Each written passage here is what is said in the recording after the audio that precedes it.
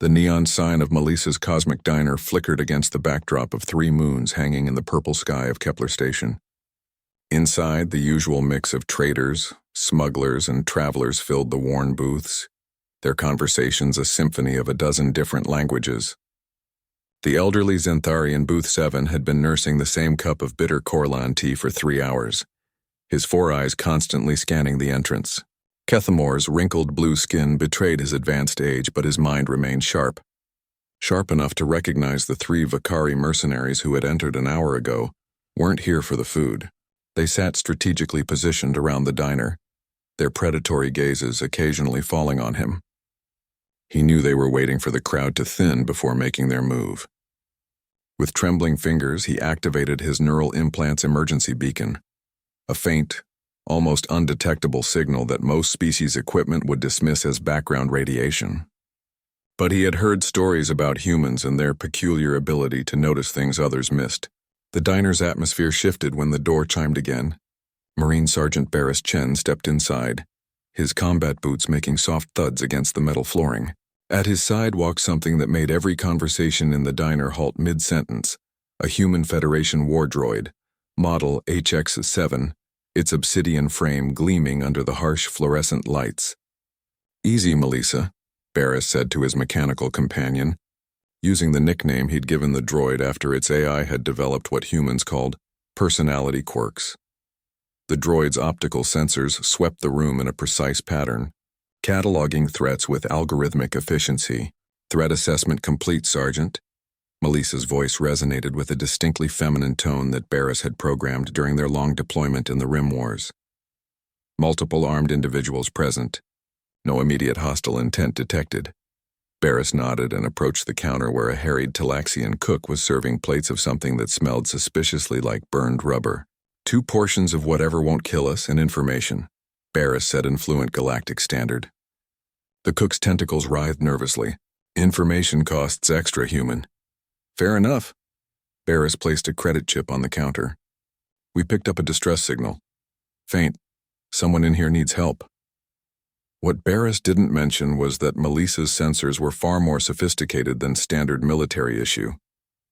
During a particularly brutal campaign on Proxima 7th, Barris had jury-rigged additional sensory equipment into her chassis, giving her capabilities that technically violated several Federation regulations.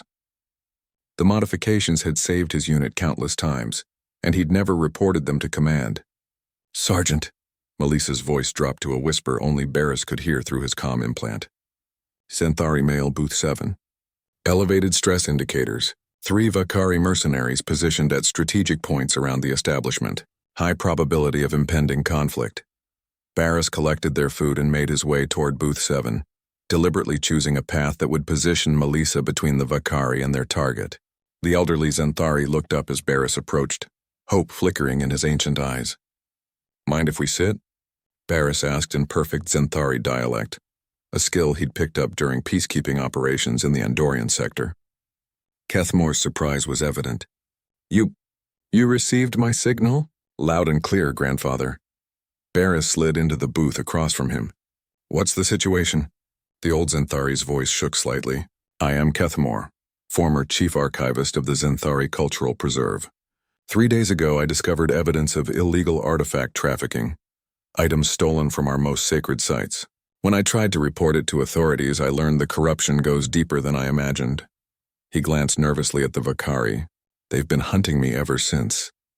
Melissa positioned herself at the end of the table, her massive frame effectively blocking the line of sight from 2 of the mercenaries. "Sergeant, the Vakari are moving. 30 seconds until they reach optimal positioning." Barris calmly took a bite of his meal, which tasted exactly as terrible as it smelled. "Kethamor, do you have evidence with you?" The Zenthari produced a data crystal from his robes. "Everything is here.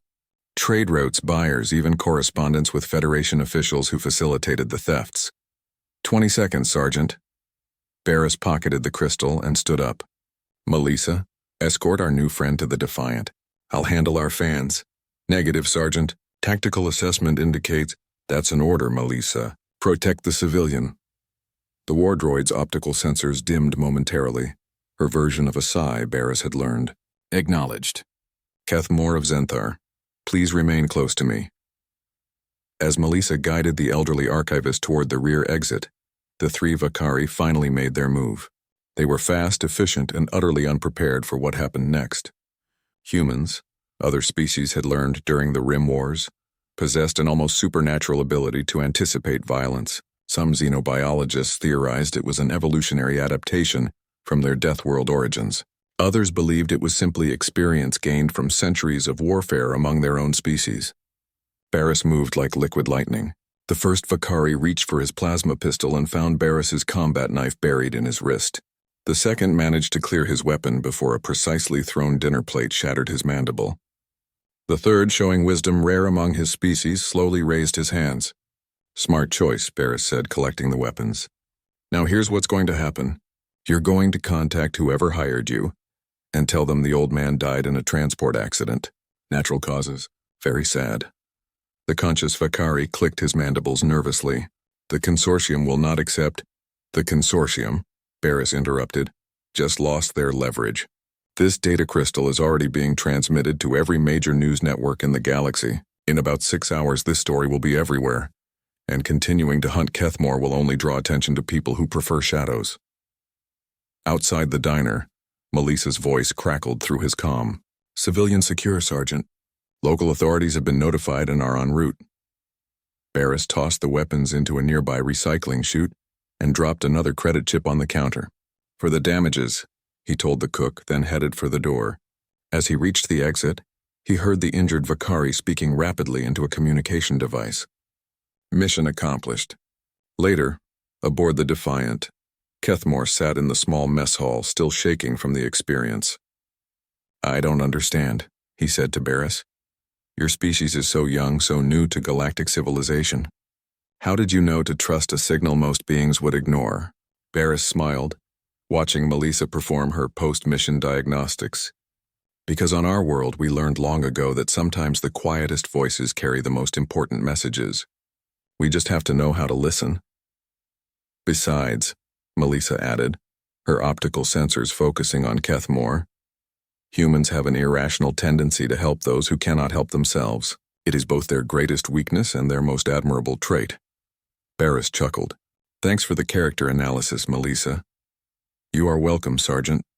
Though I should note my behavioral subroutines find this trait infectious.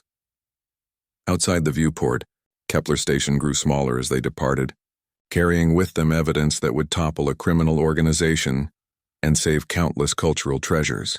Just another day's work for humanity's finest, proving once again that sometimes the galaxy's problems required the unique perspective of a species too stubborn to mind their own business. The elderly Zenthari smiled, finally allowing himself to believe he was safe.